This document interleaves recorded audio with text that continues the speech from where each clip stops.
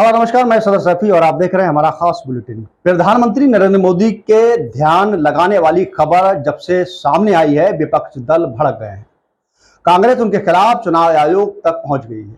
कांग्रेस नेता और पूर्व राज्यसभा सांसद अभिषेक मनु सिंघवी ने पीएम के इस कदम को आदर्श आचार संहिता का उल्लंघन बताया है। सिंघवी ने इसे लेकर बुधवार को चुनाव आयोग के अधिकारियों से मुलाकात की है। बता दें कि पीएम मोदी 30 जून से 1 जून के बीच कन्याकुमारी के रॉक मेमोरियल पर ध्यान लगाने वाले हैं।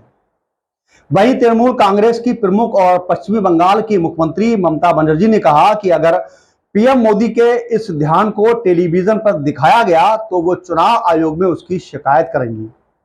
सीएम ममता ने कहा कि प्रधानमंत्री के ध्यान का लाइव टेलीकास्ट करना आचार संहिता का उल्लंघन होगा। उन्होंने कहा कि किसी को ध्यान करने के लिए कैमरा ले जाने की जरूरत नहीं होती है।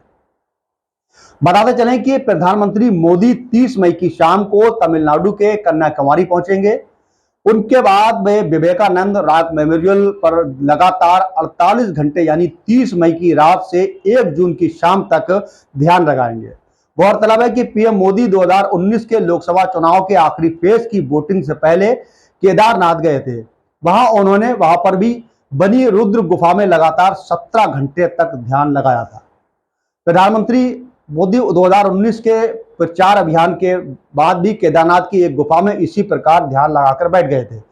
बनर्जी ने कहा कि सत्तारूढ़ भाजपा पर सरकारी कंपनियों के हिस्सेदारी बेचने का आरोप लगाया। उन्होंने कहा यदि वे भाजपा वाले इस बार सत्ता में आ गए तो कोई राजनीतिक पार्टी चुनाव स्वतंत्रता, धर्म, मानवता या संस्कृति नहीं बेचेगी। तृणमूल सुप्रीमो ने मोदी के इस बयान को खारिज करने की कोशिश की। वहीं भाजपा बंगाल में सबसे अच्छा परिणाम हासिल करेगी, उन्होंने कहा कि इसका मतलब यह है कि चुनाव हार रहे हैं। उन्होंने कहा कि बंगाल में रसगुल्ला शून्य ही रहेगा। भाई ममता बनर्जी ने कहा कि तृणमूल कांग्रेस केंद्र में सरकार गठन में इंडिया गठबंधन को अपना समर्थन देगी, लेकिन उन्होंने बंगाल के लोगों को मार्क्सवादी कम्युनिस्ट पार्टी या कांग्रेस को वोट नहीं देने की अपील की है। पश्चिमी बंगाल में 7वें चरण में 9 लोकसभा सीट पर होने वाले मतदान से पहले बरुईपुर में चुनाव प्रचार के दौरान बनर्जी ने कहा कि इससे माकपा या कांग्रेस को वोट देने से भाजपा को मदद मिलेगी। वहीं पश्चिमी बंगाल में लोकसभा की 42 सीटें हैं। वहीं मुख्यमंत्री ने कहा कि यदि मैं कांग्रेस से बाहर आकर तृणमूल कांग्रेस नहीं बनाई होती तो आज भी हम बंगाल में माकपा को नहीं हरा पाते। उन्होंने कहा कि बंगाल से माकपा की सरकार को उखाड़ फेंकने के लिए 34 सालों तक उनके खिलाफ लड़ती रही।